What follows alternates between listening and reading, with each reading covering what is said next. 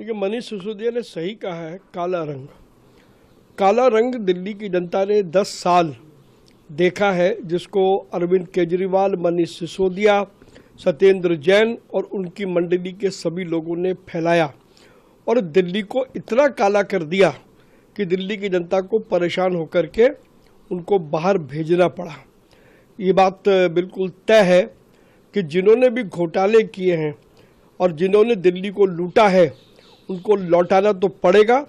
और अब जब इस मामले की आगे जांच होगी तो अरविंद केजरीवाल, मनीष सिसोदिया, सत्येंद्र जैन का काले सच का काला रंग सामने आएगा और वो बेनकाब होंगे। सर, आज है और आज जुमे का भी दिन है। उसको लेकर आरजेडी नेता मनोज झा ने कहा कि 2022 में भी 18 मार्च को होली और जुम्मा एक ही दिन पड़े थे और कुछ नहीं हुआ। अतिवादी बयानबाजी की ये नई कवायद सही नहीं है। हमने अपने त्योहारों को क्या बना दिया है। जश्न मनाने से ज्यादा हमें इस बात की चिंता है कि कोई दुर्घटना ना हो। देखिए, ये अतिवादी बयान शुरू किसने किए, वो कौन लोग थे? ये वो लोग थे जो हर तीज त्योहार पर अपनी राजनीतिक रोटियां सेकना चाहते हैं। उन्होंने पहले शुरू किया। आज पूरे देश में जिस प्रकार से होली का उत्सव पूरे उत्साह के साथ मनाया गया और वहीं रमज़ान भी लोगों ने नमाज अदा की है, तो निश्चित रूप से मैं बधाई देता हूं हमारी पुलिस फोर्स को, चाहे वो दिल्ली की हो या उत्तर प्रदेश की हो। सभी चाक चौबंद इंतजाम किए और उन लोगों के मंसूबे ध्वस्त कर दिए जो लोग आज के दिन अशांति फैलाना चाहते थे। और यही केंद्र सरकार और जिन जिन राज्यों में भारतीय जनता पार्टी की सरकारें हैं, इस बात के लिए प्रतिबद्ध है कि त्योहार पूरे उत्साह और उल्लास से मनाए जाएंगे। सर, भारतीय ट्रेन अपहरण जो कि ट्रेन पाकिस्तान में हुआ, उसकी निंदा की गई है। भारत ने पाकिस्तान के आतंकवाद के आरोपों को खारिज करते हुए कहा कि दुनिया जानती है कि वैश्विक आतंकवाद का असली केंद्र कौन है। देखिए, आतंकवाद कहीं पर भी हो, उसकी जितनी निंदा की जाए कम है। आतंकवाद समाप्त होना चाहिए।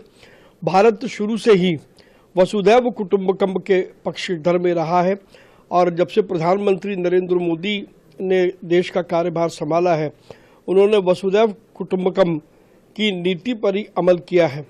लेकिन अब केवल भारत ही नहीं, पूरा विश्व जानता है कि आतंकवाद की जननी कहाँ है और कौन आतंकवाद को जन्म देता है।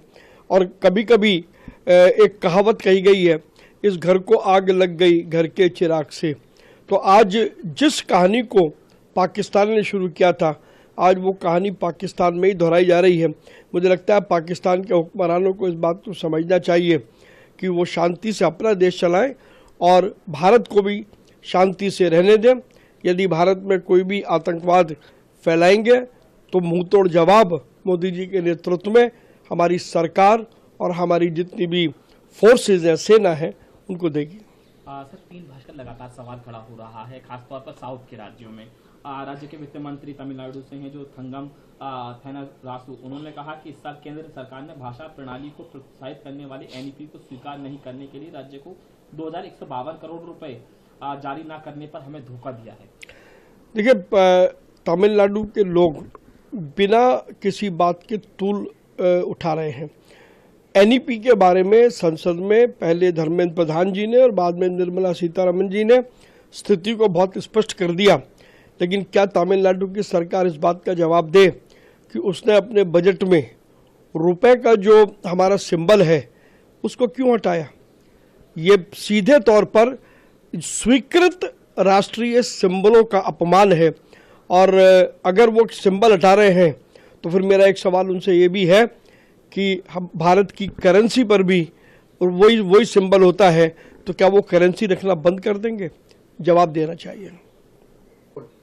सर, तमिलनाडु सरकार ने रुपए के प्रतीक को बदला है। भाजपा ने उदय कुमार का नाम घसीटा, इनके स्टालिन के लिए शर्मिंदगी है। देखिए, निश्चित रूप से उदय कुमार स्टालिन के रिश्तेदार हैं और करुणानिधि ने उदय कुमार को शाबाशी दी थी। ये बात पूरे इतिहास में है। और आज करुणानिधि के बेटे स्टालिन आज उस रुपए के सिंबल को, जिसको उनके ही वंशज उदय कुमार ने जिसको बनाया था, आज उसको मानने से वो इनकार कर रहे हैं। ये राष्ट्रीय एकता का बहुत बड़ा अपमान है। स्टालिन स्पष्ट करे कि ऐसा करके वो क्या करना चाहते हैं। सर, पुतिन ने यूक्रेन संघर्ष को हान मिशन के लिए पीएम मोदी और ट्रंप को धन्यवाद किया है। लेकिन निश्चित रूप से प्रधानमंत्री नरेंद्र मोदी पूरे विश्व में शांति के लिए और सद्भाव के लिए जाने जाते हैं।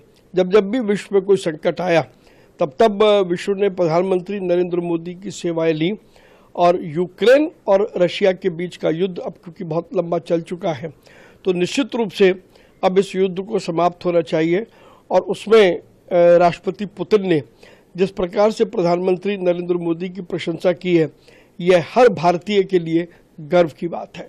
अगर आप ये वीडियो YouTube पर देख रहे हैं तो हमारे चैनल को सब्सक्राइब कर बेल आइकन दबाएं और Facebook पर देख रहे हैं तो हमारे पेज को लाइक करें। 8 मिलियन प्लस सब्सक्राइबर, आपके इस भरोसे के लिए बहुत धन्यवाद।